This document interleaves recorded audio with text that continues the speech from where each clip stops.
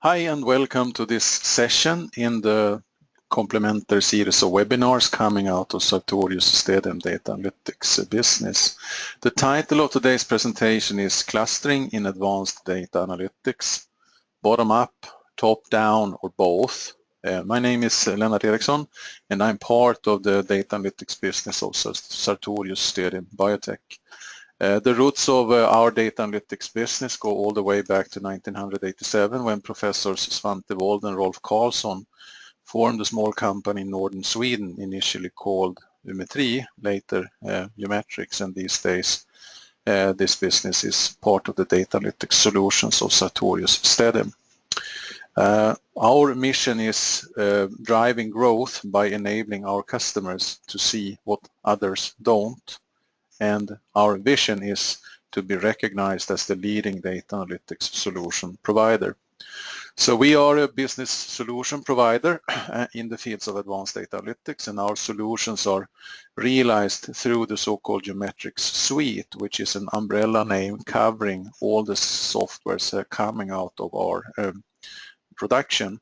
We have the model software for design of experiments and quality by design. We have the easy analytics software for enabling everyday data-driven decisions in an efficient way. We have the multivariate flagship, the SIMCA software. We have SIMCA Online for deploying models developed in the SIMCA offline software in a real-time scenario. And then we have a control layer called Control Advisor and an interactive performance insight layer called Active Dashboard that can be added on top of the SIMCA Online solution. What we're going to discuss today and look into today are some of the data analytics tools that are available inside the SIMCA software. We have a little outline here of today's presentation. We're going to give a little introduction to what clustering is, what clustering tools we have available in the SIMCA 14.1 software. Common to all these tools is that one of the main outputs is a type of plot that is known as a dendrogram, and we're going to dissect the dendrogram into smaller parts and discover what they mean and how they can be interpreted. Then we will look at one of the two tools that are available in the SIMCA software called Hierarchical Cluster Analysis. We will discuss what it is and show an example. Secondly, we look into the second tool, which is the PLS-Tree, and we're going to look at what it is and an example. Towards the end, there will be a demonstrations of the two use cases that we have discussed before during the PowerPoint part. And finally, there will be some summary and conclusions, and as I then indicated, there will also be a Q&A towards the end. So as an introduction, you can say that the cluster analysis is an important task in exploratory data analysis and data mining. And given the sizes of today's large data tables in fields like process modeling, multivariate calibration, and omics, it can be a real challenge to accomplish a meaningful clustering. And also, if we look into the future with the ongoing data explosion, we think we can foresee an increasing demand for efficient clustering tools. And this because we know that large data sets are often clustered, grouped, and relationships between variables are often different in different clusters. And this is really the key issue here, that if you have a data table in which there is no change in correlation structure over time, well, then you simply don't have any clusters. And if you have change in correlation structures among the variables, that gives rise to cluster analysis. So in this webinar, we will discuss two approaches to cluster analysis that work well with the ever-increasing sizes of our data tables. And what we want to accomplish with these two methods is to try to find out natural groupings or clusters of a data set, so that there is less variation within the clusters and more variation between the clusters. Another way to state what I just said is to say that the objective of cluster analysis is to organize data points into smaller and more homogeneous groups where the within group variability is minimized and the between group variability is maximized. And these resulting groups or clusters can actually lead to the generation of new ideas, and often better models are obtained. They are more precise since they are tailor-made only for parts of the data. When clustering exists, the dataset must be divided accordingly. Otherwise, what we know or call the homogeneity condition is violated. And in practice, this means that a global model across the whole dataset is often not realistic and maybe not even practical. So instead, one or more local models might be preferred because they are confined to the different clusters, and they are then also usually better to resolve the details. Now, which clustering technique will work best in a given case, that will depend on the degree of clustering, how pronounced the clusters are, if they are elongated or globular or diffuse. What you can say is that when existing clusters are few and tight in multivariate space, if you think of a score plot in front of your eyes and you then have points with dense population, you have groups with dense populations of islands and a high abundance of points close to each other, and then these groups of points are separated by, let's say, water in between. Then a technique like principal component analysis will work very well to detect and visualize these groups or clusters in the data. But what to do when the clustering is subtle? When the clusters are many and perhaps less distinct, possibly also perhaps overlapping, then there is a risk that groupings in a data set will not be fully appreciated or detected by principal component analysis. And it is in this latter respect that dedicated cluster analysis algorithms become relevant, because they can detect both subtle and prominent clustering in high-dimensional and complicated data sets. And this webinar we will then use to present hierarchical cluster analysis and the PLS-Tree as two tools for accomplishing this sort of clustering. Where do we then find the clustering tools in the SIMCA software? Well, they are found under the Analyze tab in the clustering group. Here you see hierarchical cluster analysis and PLS-Tree. The PLS-Tree is also accessible from another entry that I will show you during the software demo. The common thing with these two methods is that they address the situation with no a priori defined classes. There is no prior information on the classes.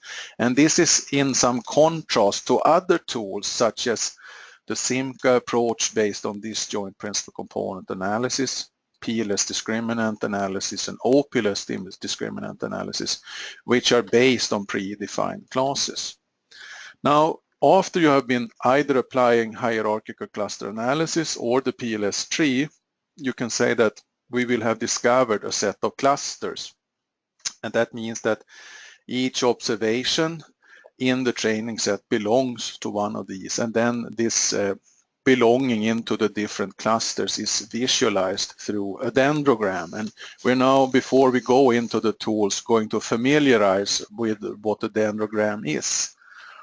The essential part in the dendrogram is the vertical scale, which we can say is a similarity index.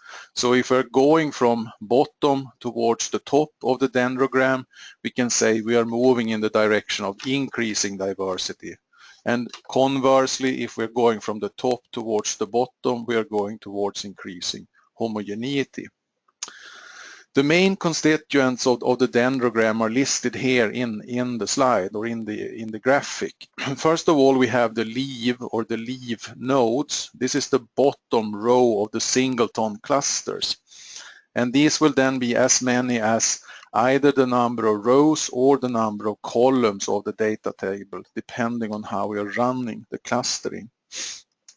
So initially there will only be singletons, and they are then combined to clusters of member size of 2, which are then joined to become larger and larger clusters. So the clusters, these are the data points that are formed by joining, first of all, individual observations or variables, and gradually growing to become larger and larger as far as the number of members is concerned.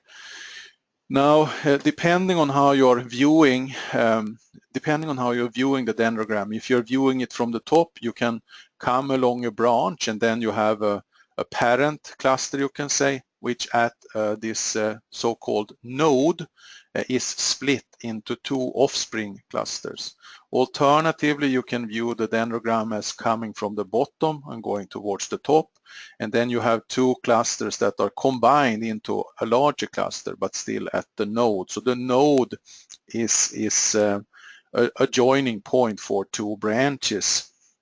So at each node there will be two branches going left and right, corresponding to the two offsprings. In addition, sometimes you're also referring to something called the height or the distance, and the height of each node can be thought of as the distance value between the right and left branch subclusters, and in general the distance between merge cluster is increasing with the level of the merger. So this is sort of an indication how much you're gaining or losing in diversity or homogeneity depending on how you're seeing the dendrogram.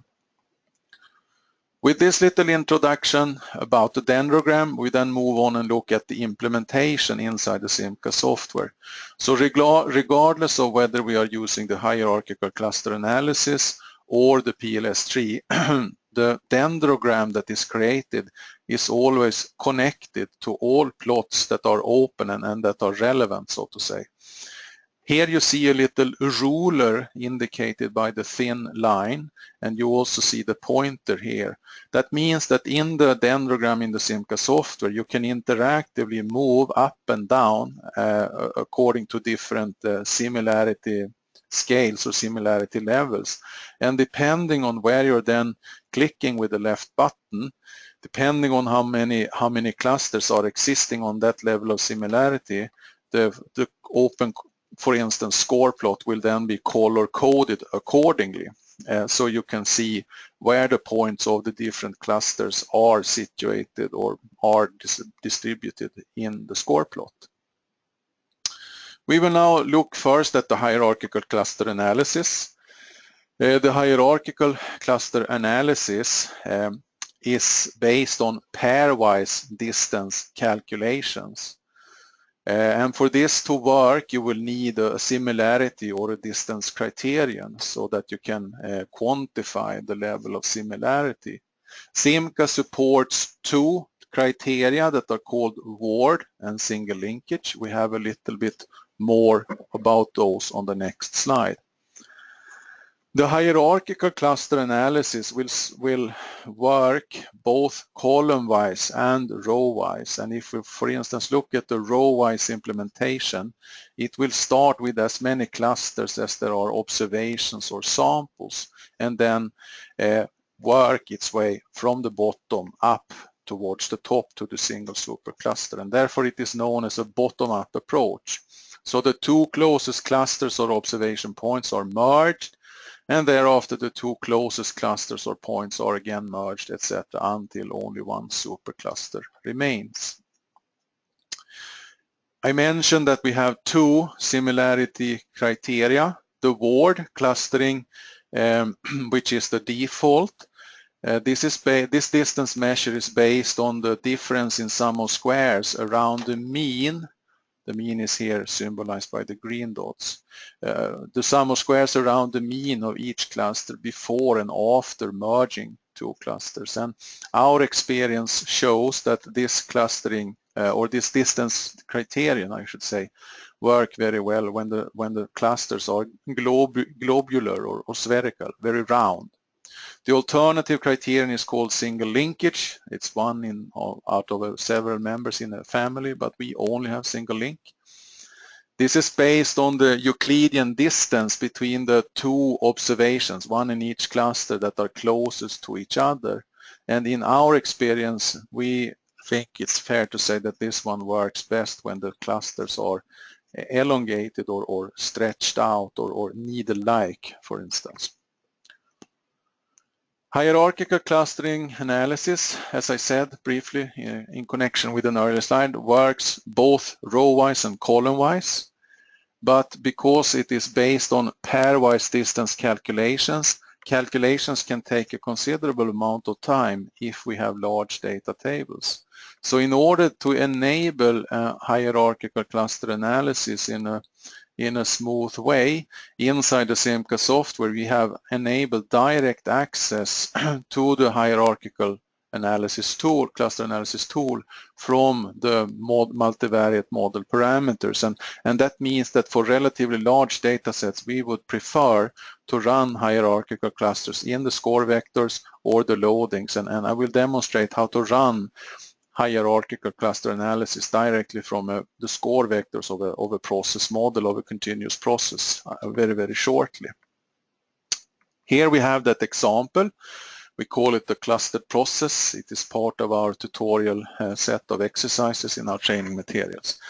In short, this is a continuous process which is known to undergo large changes due to changing production conditions, and there is a change in a machine speed in a critical step of the process, but there are also other changes regarding the type of product that is currently being manufactured.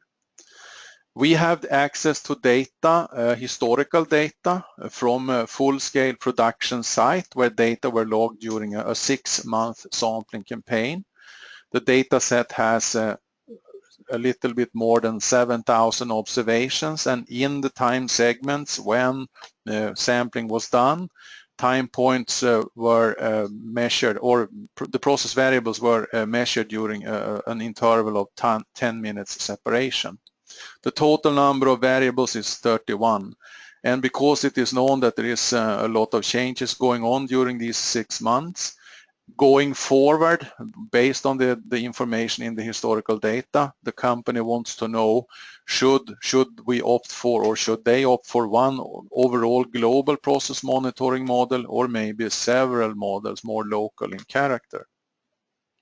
The first step is always one of outlier detection and removal, and here we see the so-called Hotelling T-square control chart after the initial model based on 6 principal components analysis, and the model has 6 principal components, I should say.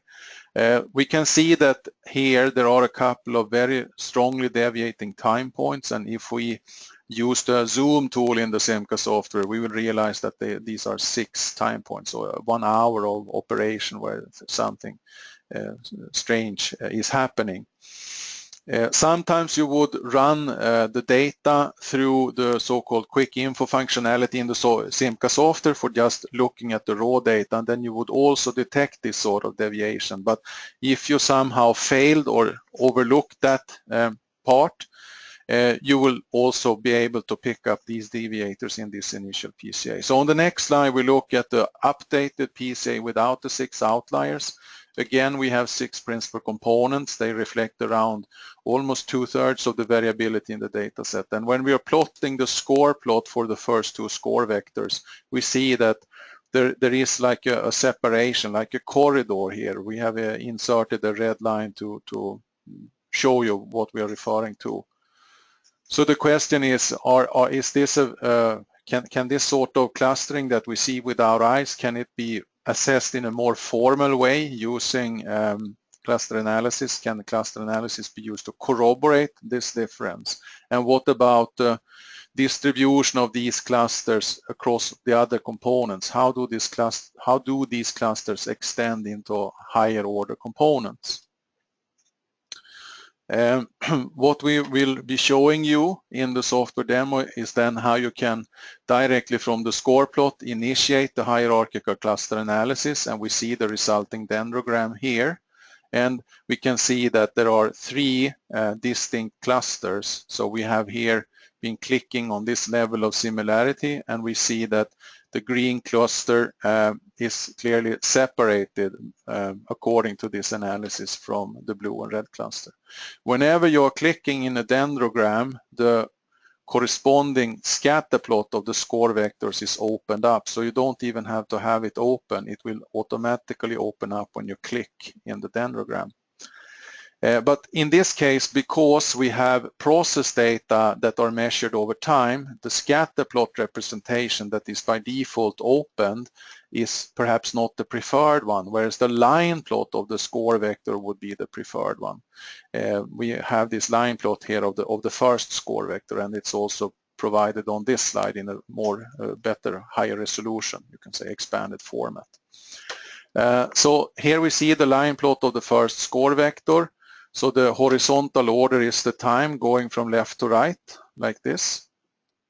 And the total time span is now 6 months. And it's very clear that the green cluster that we saw in the left-hand part of the scatter plot is localized in time. It actually occurs during the last month of the sampling campaign.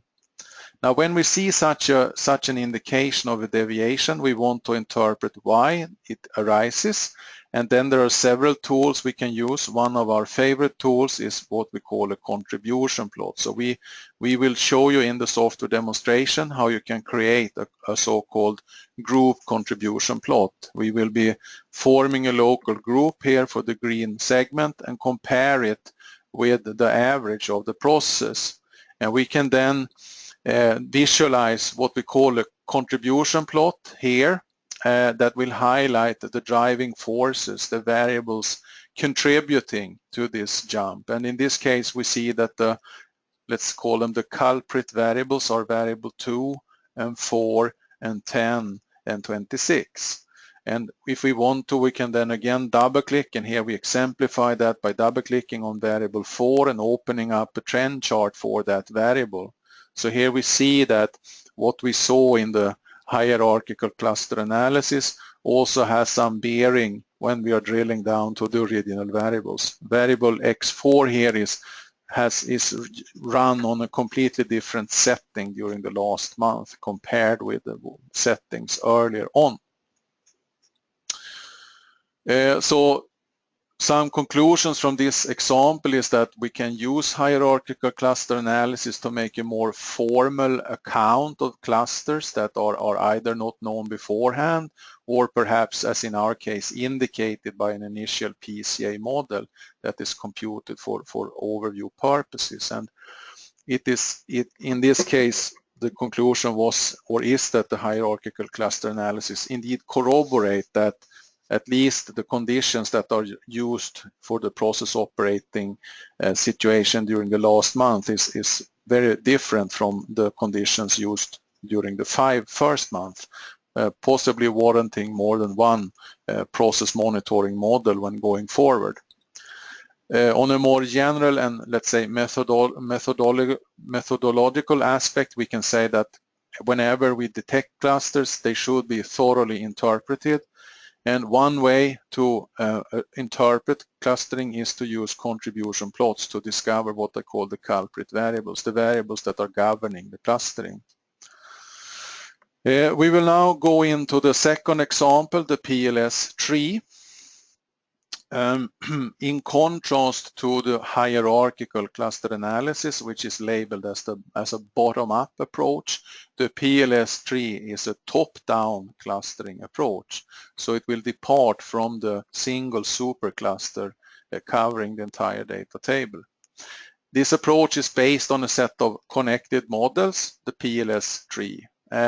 Some people may be familiar to a regression-inspired classification model that is called CART, Classification and Regression Trees.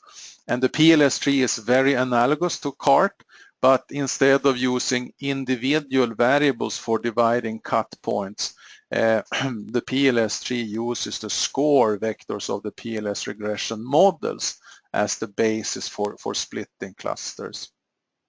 The PLS-Tree only works on a row-by-row case. You cannot, unlike hierarchical cluster analysis, you cannot cluster the variables.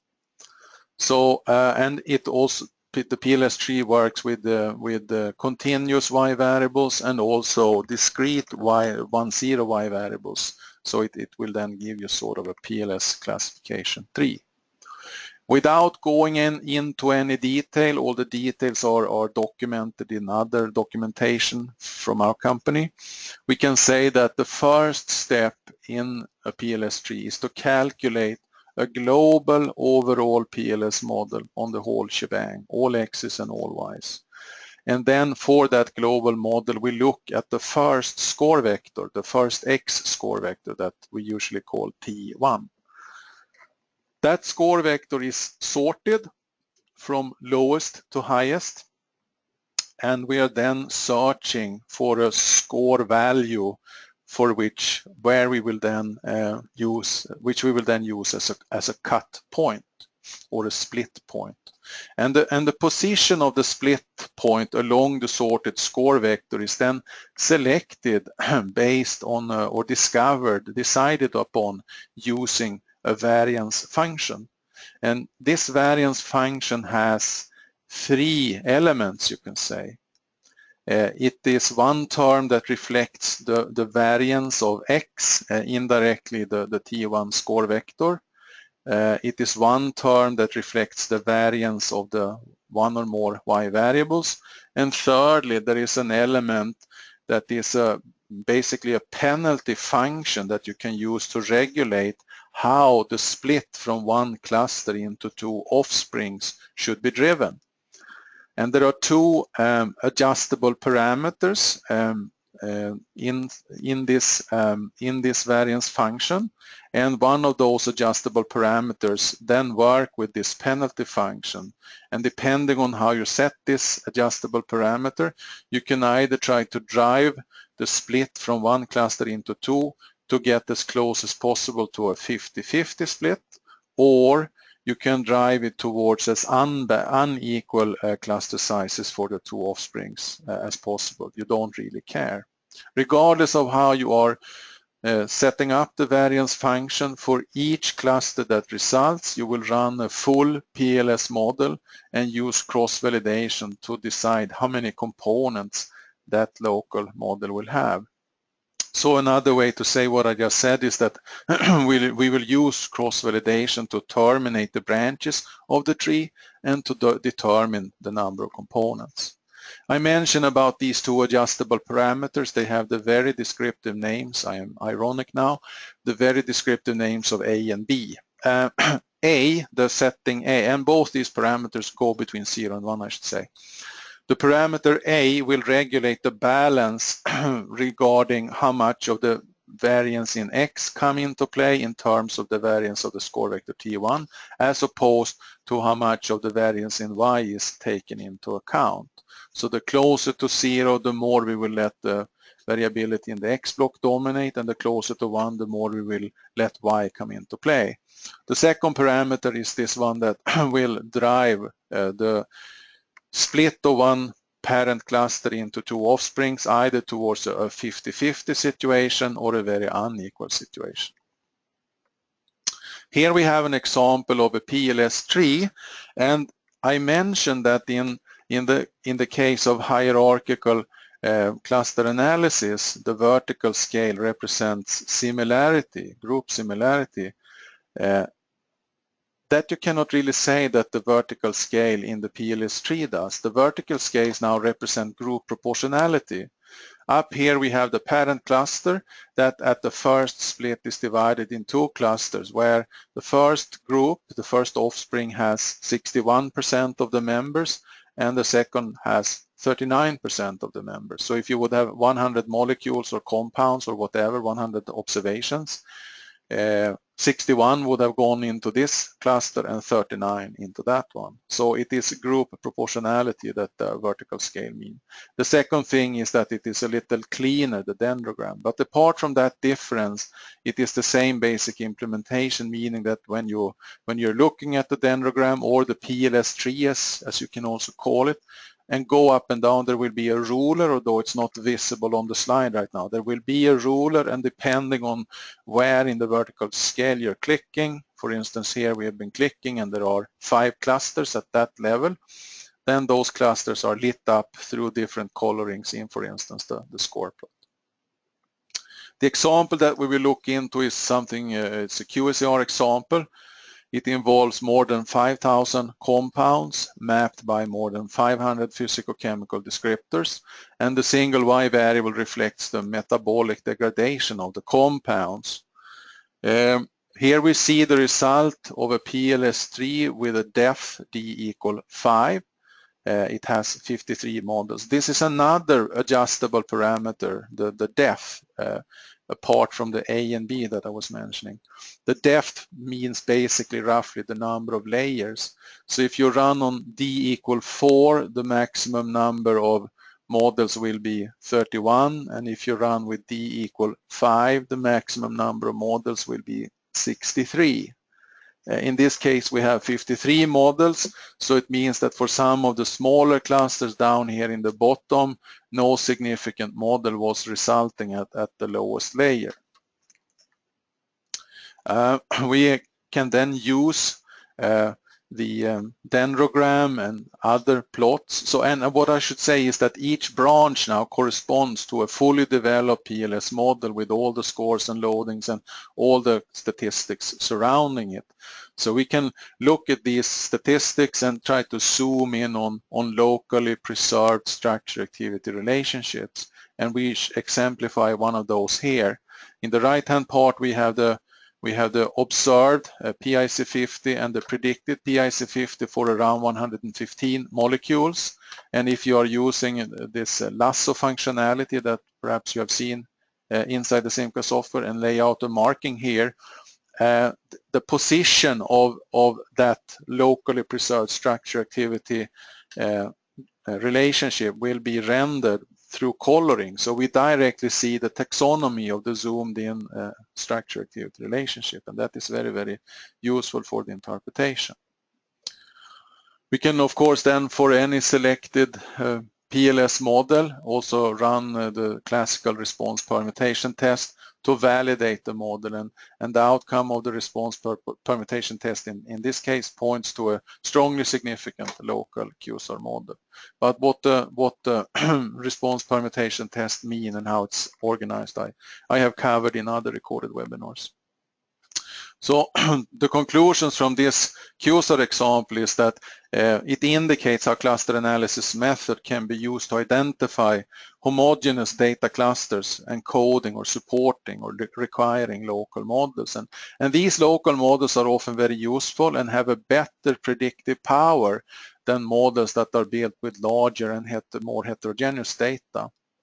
And our experience is also such that with these local models, the complexity is lower, and therefore you need fewer components, and therefore these models are often easier to interpret. And the interpretation of an entire PLS tree and all the submodels is facilitated because we have all the tools available for any normal model, so we can interpret and assess what the model means. This brings us to the demo part, and we will start with the hierarchical cluster analysis example based on this cluster process. So we will now be importing the process data set. It has roughly 7,000 rows and 31 process parameters. The issues pane reports no problem, so we can finish. I will overwrite an earlier version that I did when I was rehearsing this demonstration. And we run, for instance, the autofit on this model, and we should get 6 components, which we do.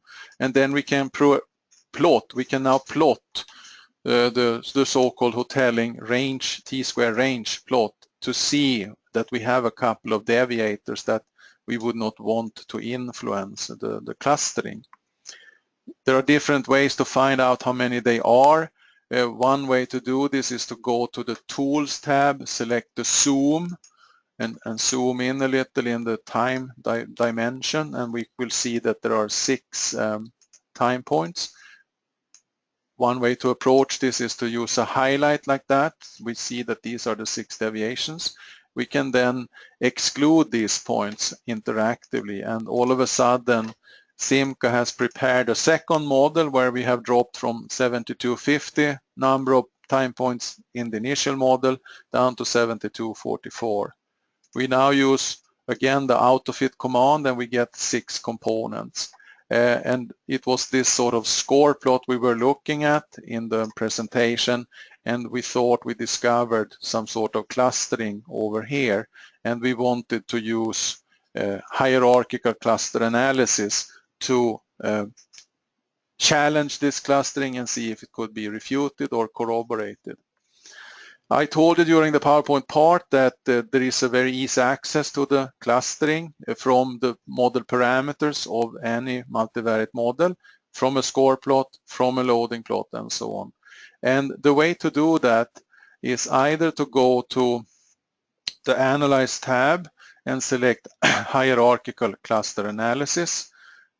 The PLS-Tree, by the way, is now inactive, not accessible, because it needs a Y variable for that to work. So we can then click Hierarchical Cluster Analysis, and then comes a dialog where we are asked how many of the principal component score vectors we would like to include in the clustering. And obviously we should probably take all 6 here. Now if we would launch, if I would click OK here, it would take a little bit more than 6 minutes to complete the clustering. If I would run the clustering on the entire data set, it would take like 1.5 hours. So like a good chef, I have already prepared that. I have arranged this here. So here we see the resulting dendrogram coming out of exactly this clustering, and we can see that when we click on this level of similarity, we have these 3 clusters that are colored, and when we make a line plot of the first score vector, we see that the green cluster is located, localized in time, and it occurs during the last month. So the conclusion is that whatever way of operating the process was used during the last month, it was very different from how the way the process was operating and managed during the first 5 months. So we can now go back to this. We go back to our copy of the investigation, so to say, and we don't have to run the clustering because it would be quite a long idle time for you to wait 6 minutes. But we just continue the storytelling by creating this line plot. So we now know that the last segment here corresponds to this deviation, and I can now highlight those points. And when I do that, the marked items tab opens up where we can do a group to average comparison. So we will calculate a local average for the red group and compare it with the grand average, so we can figure out what variables are different and driving this deviation. Then we get a contribution plot like this, where we have the usual interpretation. If a bar is pointing upward, it means that the variable is much larger for the deviating group. If it is pointing downwards, it means that the value is much smaller for the deviating group than for the global average condition. The coloring indicates the univariate deviation. So if you have a green color and you would look at the line chart, the deviation would be within 3 standard deviations. If we have an orange color, we would be outside the 3 standard deviations in the univariate deviation. So I was now double-clicking on one of the culprit variables, x4, just arbitrarily, and we can see here that this deviation is a real one. This variable x4, whatever it is run or used on a much lower numerical value during the last month compared with its setting in the 5 first months. So there is a real difference manifested in the original variables. Alternatively, if we want to, we can also make other types of plots. We can make scatter plots of the data also. We don't necessarily need to make line plots. We can make, for instance, a 3-dimensional scatter plot to see if we want to investigate. And then we have to select the item X variable. We will take number 2, for instance, X bar as the item, and we can take number 4, and we take X var here, and I will take variable 26.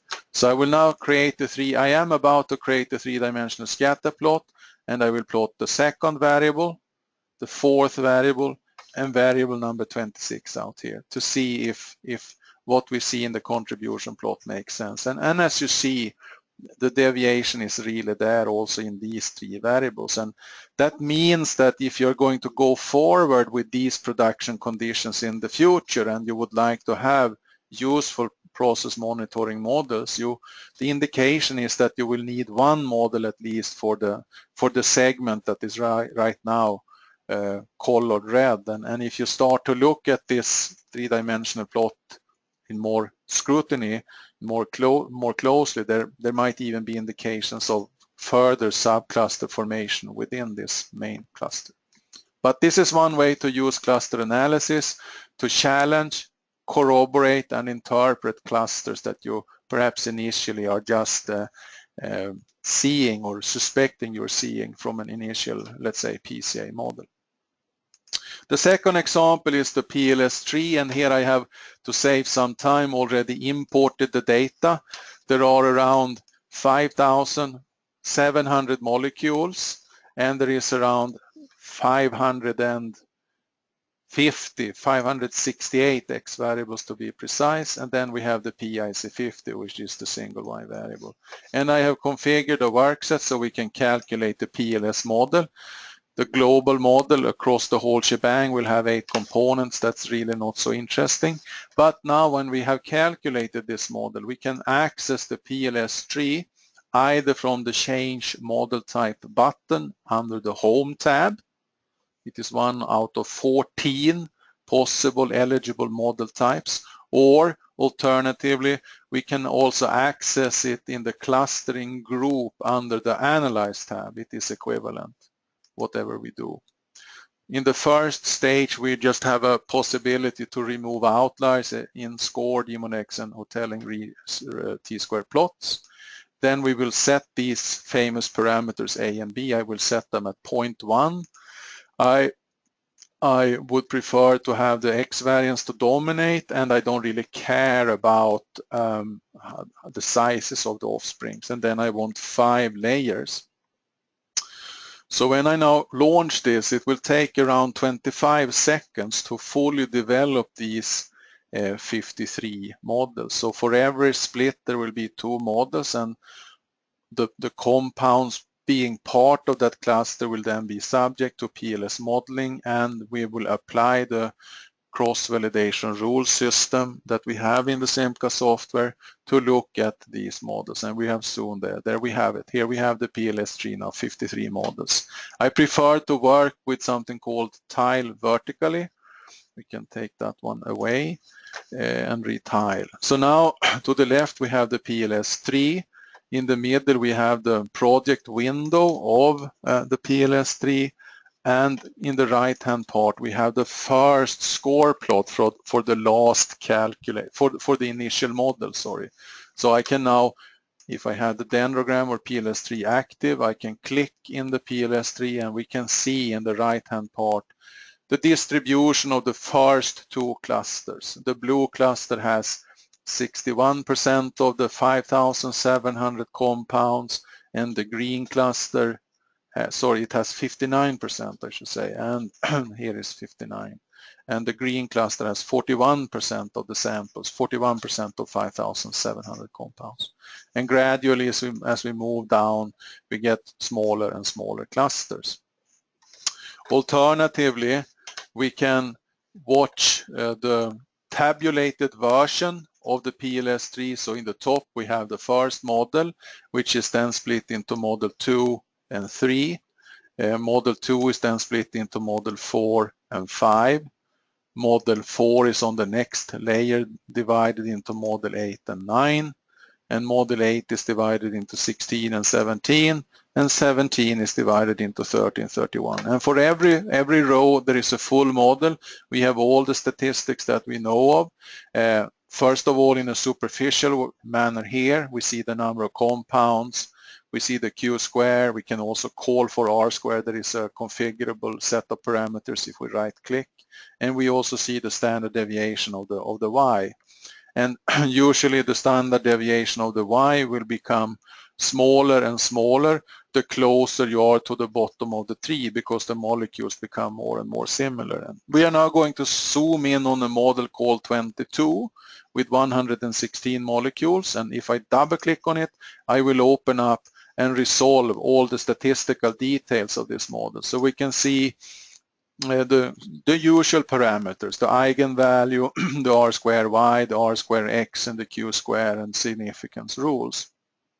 And this model can now be interpreted using the conventional work order. We are looking at scores, we're looking at loadings, we're looking at Hotelling's t-squared, D mod X, we can look at coefficients and VIP and so on and so forth. And that is no different from the usual way of operating the SIMCA software, which we have been exemplifying many times in a very ample way in other recorded webinars. So I will not do that now, but refer to other recordings. But I will go here in this case to the observed versus predicted plot. And I will now, that was now for the first model, that was not what I intended. I intended to go to the model 22, which I thought I was highlighting here. So here we get a little hiccup in my rehearsal. Model 22, and then observe predicted for that one here.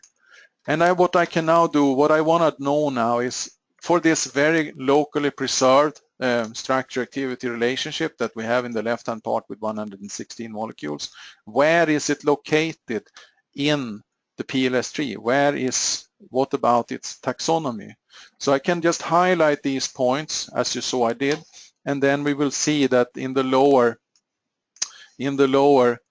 right hand part we have that branch indicating where that model is. So we can see how this model, this cluster, is related to all the other alternative models and clusters in the PLS-Tree. So we see in short where the taxonomy, we see the taxonomy for this model, for this cluster. I was also mentioning some of the validation tools that we have under the Analyze tab, and the response permutation test is a very powerful thing to alert the user again, or warn the user against the overfitted models. And this should not take so long time. I think I took the wrong thing here. We will run, it is again model 22 that has become active. That is why it took so long. So we have model 22, and we will now run the permutation test. That should go much quicker because we just have 100 molecules. Yeah, I was launching the validate for the overall model, which we can also do. So here we have the validate model output, and it is an extremely valid model. And if you're not sure about how to interpret and use this tool, I refer to other recordings and our training material. We can also assess the relevance of this model, and again the model selection goes back to model 20. Here we have model 22. We can also assess the relevance of this model using the CEVI-ANOVA tool. So here we are operating with the cross-validation residuals, but we are summarizing a more formal account using the classical ANOVA formalism, and that is why we call it the CEVI-ANOVA, cross-validation residuals in the ANOVA shape. And the p-value here is very, very small, strongly suggesting and pointing to the relevance of this very locally and stably and preserved good QSAR. With those demonstrations, we will now go back to the PowerPoint part and have some concluding remarks. So if we summarize, we can say that what we have discussed in this presentation is that hierarchical cluster analysis is a bottom-up approach. It can be done with primary data or with multivariate model parameters. It is very flexible because you can segment the data table both column-wise and row-wise. The little warning flag we have to raise with hierarchical cluster analysis is that because we are working with pairwise distances in distance matrices, calculations can be really time consuming if you're working with data where you have many variables and many observations. The PLS-Tree approach is top-down, not bottom-up like hierarchical cluster analysis. And it's a very rapid approach to data mining. The calculations are faster than for the hierarchical cluster analysis. And the critical thing is that we need a Y variable, but it can also work with multiple Y variables. The PLS-Tree can, like any PLS model, handle multiple and collinear variables that are far larger in numbers than the number of rows. And we can also handle moderate amounts of missing data because we're using the conventional NIPLS algorithms that we have been using for the last 30 years or so. So the PLS-Tree and the hierarchical cluster analysis is part of the SIMCA software, and SIMCA is enabled as a member of the Umetrics Suite of data analytics solutions. And you can say that the objective of this tool set within the Umetrics Suite is simply just to help the client and our users to see what others don't. So we can help you to address different central and critical questions in data analytics. We have the descriptive question to find out in a, let's say, reactive manner what happened in the past. We have the diagnostic scenario. We can help you to find out why things happen and drill down to the original variables. But we also can assess these more proactive, forward-going stages looking into the future, the predictive stage, what could happen, and also the prescriptive stage. What should we do to make a certain thing happen, or perhaps even more importantly, how should we act to avoid an issue to happen in the future? So in short, you can say that with the Umetrics Suite, we would like to help our users to analyze both their historical data and plan informative campaigns for the future, find out the golden nuggets in the data, understand how to capitalize on those data, and thereby understand how to change a little and grow a lot. So with those words, I would like to thank you all for your time and attention. Thank you very much.